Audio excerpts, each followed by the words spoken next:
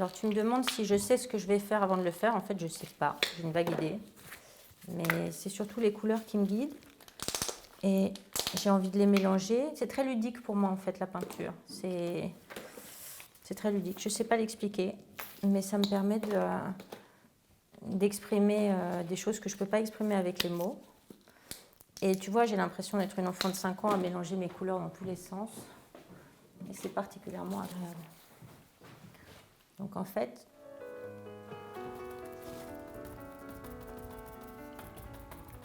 ce que j'aime, c'est quand il y a beaucoup de matière.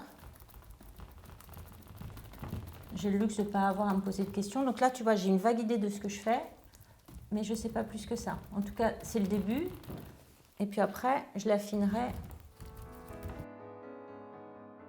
Mes tableaux sont assez divers dans leur style, parce que là, on a plusieurs époques. Plusieurs époques, ça veut dire des états d'âme qui ne sont pas forcément les mêmes. Et je pense que finalement, mes tableaux reflètent une partie de mon âme au moment où je les ai peints. Mon âme, mon état d'esprit, ce que je ressentais.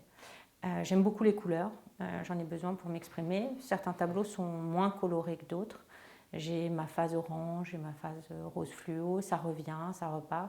Je fais aussi du bleu, je fais aussi du noir. J'aime beaucoup travailler le noir et j'aime surtout travailler la matière. J'aime bien creuser pour dessiner des arbres. Alors pourquoi les arbres? Je pense que n'importe quel psy pourrait te faire une analyse extrêmement structurée sur l'importance de la famille, la vision du moi. Je ne sais pas si c'est ça, c'est juste que j'aime bien dessiner des arbres, c'est plaisant pour moi. Donc je dessine des arbres.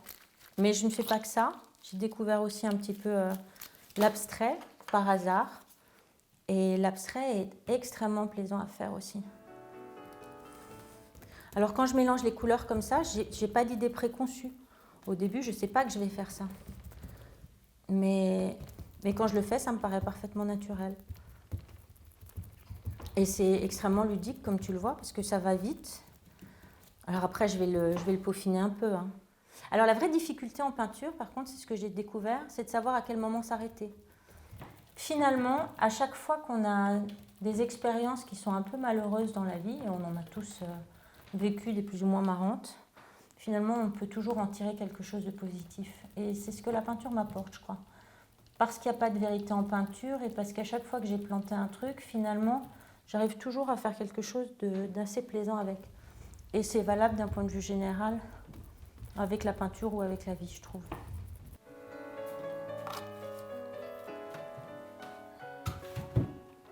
Alors tu vois là, en fait, je ne sais pas si ça se voit bien, mais ce qui est intéressant, tu ne peux pas toucher, mais moi je peux, c'est la sensation qu'on a en touchant la peinture et les épaisseurs de peinture. Je trouve ça intéressant. Également, en fait, quand je travaille sur un format comme ça, j'aime bien les grands formats. En fait, c'est peint complètement, pratiquement en violet, mais avant j'ai utilisé des épaisseurs différentes, des couleurs différentes, comme j'ai fait tout à l'heure. Et après, je gratte. Et en grattant, je fais apparaître les premières couleurs qui ont été posées sur la toile. Et ça me fait découvrir une autre histoire sous mon tableau. Et j'aime bien voir cette histoire qui est apparue toute seule, en fin de compte. Et je crois que dans la vie, il y a beaucoup de choses comme ça.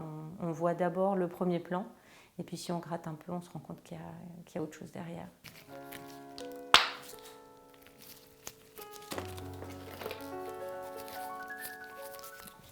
Après, la question, ce sera dans quel sens faut-il regarder le tableau. Ça, je ne sais pas toujours dans quel sens il faut le regarder. Tu vois ?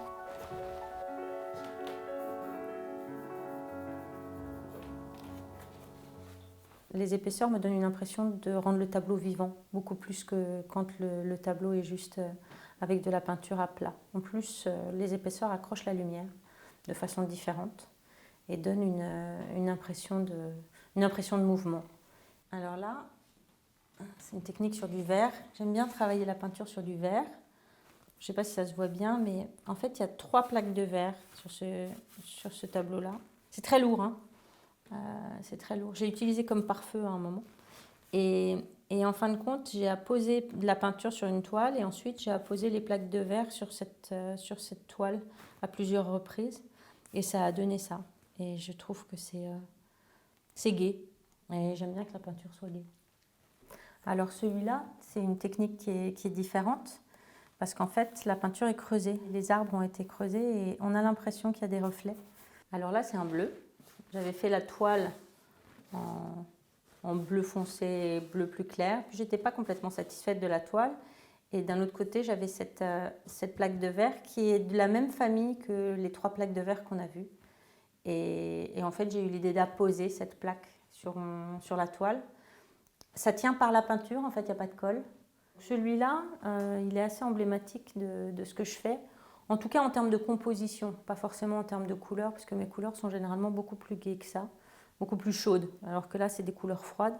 C'est la première fois que j'ai utilisé de l'argenté. Et on voit bien l'arbre, qui est généralement dans mes compositions, est positionné à gauche. Et les 3 cyprès qui sont positionnés à droite. Et là, j'ai utilisé pratiquement que du bleu et de l'argenté. Je crois qu'il n'y a même pas de blanc, en fait. C'est l'argenté qui fait les teintes de blanc.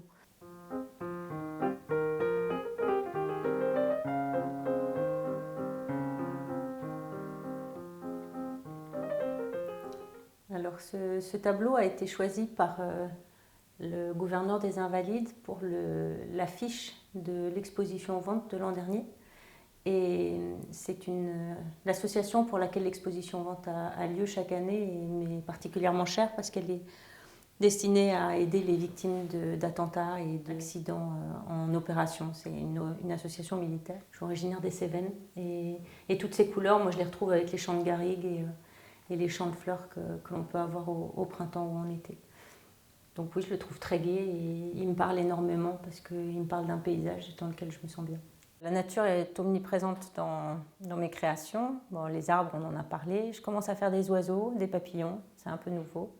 Donc mon style évolue, ça c'est certain. Les couleurs qui m'influencent ne sont plus les mêmes ou le style n'est pas le même. Ça c'est assez intéressant pour moi parce que j'aime beaucoup me balader dans des musées et quand je vois des œuvres qui m'interpellent, elles ne me plaisent pas forcément mais elles m'interpellent, ou si elles ont une gamme de couleurs qui me plaît, mon style évolue. Et je trouve très intéressant de voir comment on peut être malléable comme ça.